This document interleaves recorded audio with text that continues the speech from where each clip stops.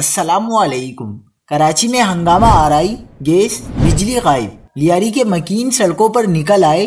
के इलेक्ट्रिक के खिलाफ शाहीन कॉम्प्लेक्स पर शदीद एहतिजाज। क्या आप हालात हाजरा से आगाही हासिल करना चाहते हैं, खबर के पीछे छुपे असल हकाइक जानना चाहते हैं तो अभी सब्सक्राइब कीजिए जिलमिल पाकिस्तान को और साथ ही घंटी के निशान पर क्लिक कर दें।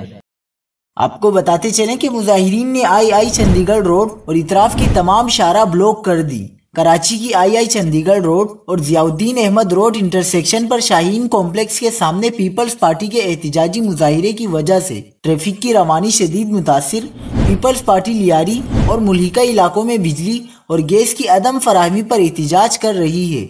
मुजाहिरीन का कहना है कि के इलेक्ट्रिक पर कई बार शिकायत दर्ज करा चुके हैं, लेकिन के इलेक्ट्रिक ने फिर भी लोड शेडिंग जारी रखी हुई है। मुजाहिरीन के मेन शारा पर एहतिजाज के बाइस से बदतरीन ट्रैफिक जाम हो गया है। मुजाहिरीन के इलेक्ट्रिक के दफ्तर के सामने रोड को ब्लॉक भी कर दिया है। आई चंडीगढ़ रोड, सदर और इतराफ में गाड़ियों की लंबी कतारें लग गई हैं।